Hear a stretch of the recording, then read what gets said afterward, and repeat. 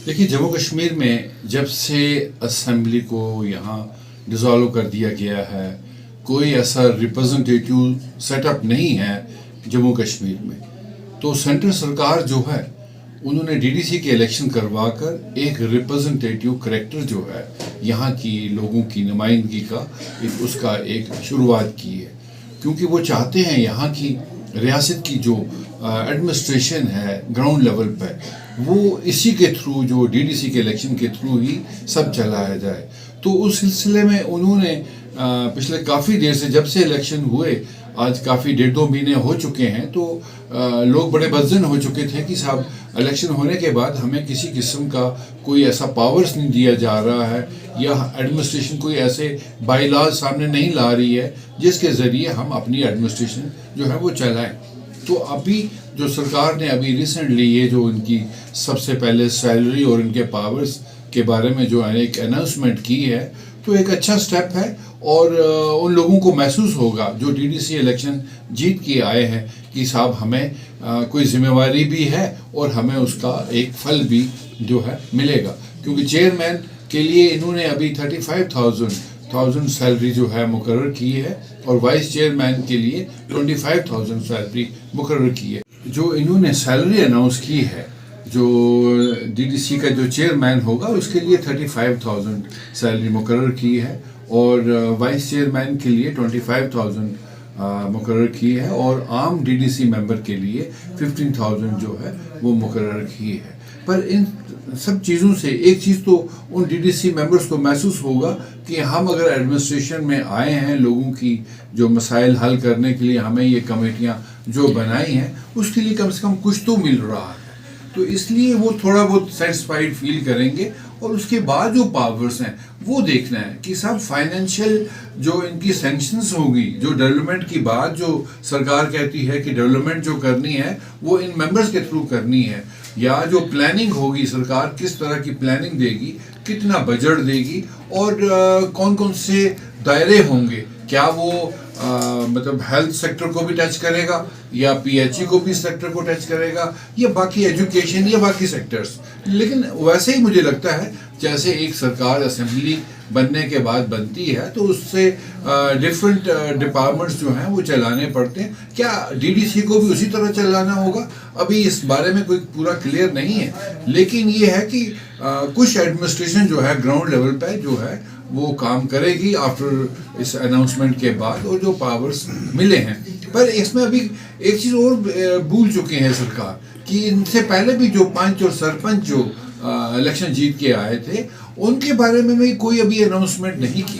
अब ये क्लैश जो है इन दो बड़े ग्रुप्स में जो है वो पैदा हो सकता है कि साहब सरपंच कहेगा साहब हम भी इलेक्शन जीत के आए लेकिन हमें कुछ नहीं मिला, हमारी कोई बॉडीज नहीं बनी, हमारे कौन से पावर्स हैं। तो सरकार को चाहिए कि फौरन इस पर जल्द अज जल्द एक प्रोग्राम बना के और एक नक्शा जो है इस एडमिनिस्ट्रेशन का वो इन लोगों के सामने रखें, ताकि आवाम को भी पता लगे कि साहब ये डीडीसी लोग जो हैं ये क्या करेंगे, सरपंच लोग क्या करेंगे। तो तभी जाके इसका जो एक अफेक्टिव जो है एक जो उसका जो रद्द-ए-अमल लोगों पर जो है वो नज़र आएगा।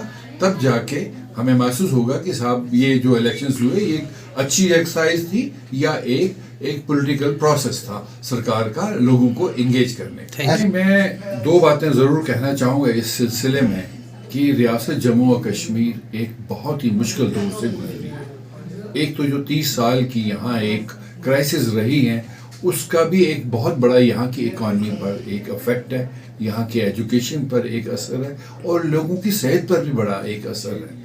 तो अब ये सब चीज़ें जो आई हैं, अब उसके बाद हमें ये लगता है कि सब सरकार अभी सीरियस नहीं है यहाँ के इश्यूज़ को टेकअप करने के लिए, क्योंकि हम देख रहे हैं बहुत से मोहल्लों में रोड्स जो हैं वो बिल्कुल उखड़ चुकी हैं, और गाड़ी स्कूटर जो लोग चलाते हैं उनका बहुत बुरा हाल है। इसी तरह से बाकी और साइड में स्कूल जो हैं अभी गांव वगैरह साइड में बिल्कुल काफ़ी उनकी हालत भी ख़राब है। और फिर उसके बाद जो अभी कोविड आया, 1 साल बंद रहा, और उससे पहले भी जब आर्टिकल 370 को ये उठाया गया, उसके बाद ये कंटिन्यूसली बंद होने के बाद यहाँ की इकॉनमी की ओर कोई आदमी ध्यान नहीं दे रहा है। लेकिन जो लोग इन लोगों ने एडमिनिस्ट्रेशन में सामने रखे हैं, जैसे डिविजन कमिश्नर है या आईजी पुलिस है या और दूसरे महकमे में जो लोग यहाँ सामने हैं, वो लोग यहाँ के लोगों के दिलों को नहीं जीत सकते, क्योंकि वो लोगों के साथ इन टच है ही नहीं, लोगों की मुश्किलात का इजाला कर ही नहीं रहे हैं। तो उनको चाहिए कि यहाँ लोकल लोग जो हैं वो सामने लाएं, वो ऊपर ऐसे ओहदों पर लाएं जो यहाँ लोकल लोगों की प्रॉब्लम को समझें, जो इतने पिछले 1.5-2 साल से स्कूल कॉलेज वगैरह बंद हैं, बच्चों के उनके मसाइल को समझें, तो तब जाके यहाँ एक शांति जो है, एक अमन जो है वो कायम हो सकता है। अदरवाइज लोगों की परेशानियां दिन ब दिन बढ़ रही हैं और लोग अपने मसाइल लेके किसके पास जाएं? ना तो असेंबली के मेंबर्स हैं, ना तो यहाँ पर कोई पॉलिटिकल रिप्रेजेंटेटिव्स हैं, क्योंकि बहुत से पॉलिटिकल पार्टी जो पिछले काफ़ी देर में बंद थे तो वो लोग नहीं पहुँच पाए, और अपनी पार्टी जो हमारी अभी भी आई, तो हमें भी अभी थोड़ा सा टाइम हुआ कि हम लोगों तक रीच आउट हुए हैं, हमने बहुत सा काम करना शुरू कर दिया है, पर फिर भी बहुत कमी है, क्योंकि इसका रिड्रेसल करने के लिए आगे कोई सामने नहीं है। मैं खुद भी गवर्नर साहब से 2 बार मिल चुका हूँ और मैंने कई मसाइल, माइनॉरिटीज़ के मसाइल उठाए, लेकिन किसी मसाइल पर उन्होंने अभी उसको एड्रेस नहीं किया।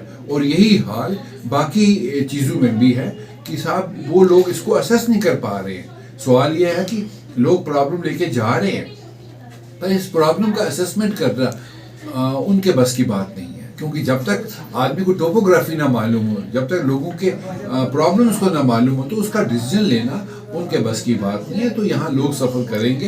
तो मेरी अपील यही होगी कि हर सतह पर लोकल लोग जो हैं वो जोड़े जाएं, या ये डीडीसी के मेंबर हैं इनको सीरियसली लिया जाए, ताकि लोगों के मसाइल जो है वो हल हों, तो एक लोगों के बीच में एक एडमिनिस्ट्रेशन का एक असर जाए। अदरवाइज लोग जो एक तरह से आप जो बात कर रहे हैं, पूरे देश में ये हाल है। पेट्रोल प्रोडक्ट्स जो हैं, गैस, पेट्रोल, डीजल इतना चढ़ चुका है कि लोग इससे बहुत खफा हैं।